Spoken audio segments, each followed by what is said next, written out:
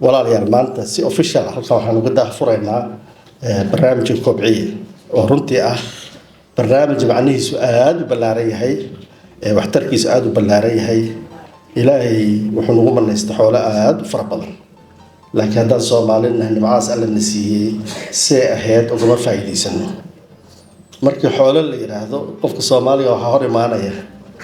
nin baadiye jooga ama islaam baadiye joogta oo runtii ayaduba nolosha ku dhibanba laakiin hantida alla na siiyey noocay tahaba xoolaan dhana waa wax alla nagu manaystay weey IBS bank waa hay'ad financial institution hay'adda dhan shaqadeedu ku soo aruurayso horumarin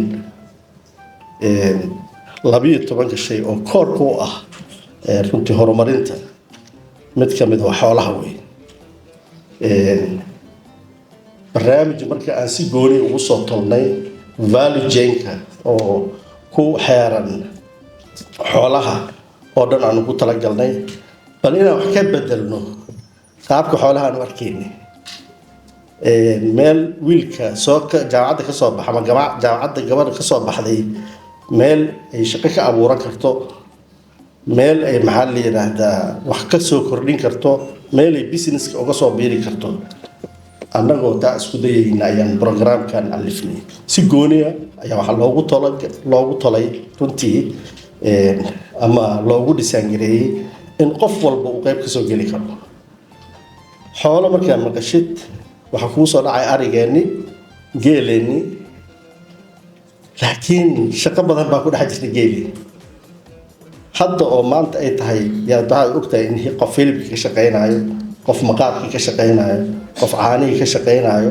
qof calafka ka shaqeynayo qof beerta ka shaqeynayo beerleyda meesha joogto gaalooga ugu horeyso aad baan salaamayaa barnaamijka kobciye marka waxaan u tolnay Islamic finance khaas ah oo runtii IBS u sameeyay waana ugu mahadcelinayaa farsamada aad u ballaaran ay ka dheeleen Merscop iyo siidaba si nagala soo shaqeeyeen saddexdan hay'adood maxaa isku keenan leedihiin waa su'aasha isweydiin kartaan cilmigii iyo caqligii iyo xoolihii baa isku keenay IBS Soomaaliyadii haya Merscop oo farsamo badan ka buuxdo iyo sidoo kale siida oo iyada laftirkeedu farsamo badan ka buuxdo intii baan isku darsanay waxaan ka babygan kobciye la yiraahdo maanta dhashay oo noo galaynaa ka soo dhaxbaxay runtii aan rabnana inuu wax badan dhaqaalaheena iska bedelo oo kii calafka ka shaqeynayay kii ka shaqeynayay maxaa la yiraahdaa hilibka kii ka shaqeynayay caanaha intiiba mid kasta shaqo maalgelin ku habboon si uu heli lahay ayaan u alifnay waa barnaamij already tijaabo soo galay intaasoo boqol oo qof tijaabadiisa ay ka soo baxeen guulaysta weey ma inaan maanta bilaabay tijaabada waa laga soo gudbay markaan sidii maas looga dhigi lahaa oo loo ballaarin lahaa oo ilaa meel loo yacdo iyo raskaamoni loo kala geyn lahaa weey maanta waxaan u galay waxaan leeyahay marka si official ah waa noo daahfuraya barnaamijku ku soo dhawaadaan idin leeyahay qof kastana waxaa la rabaa meeshu ka qaadan lahaa inuu ka dheelo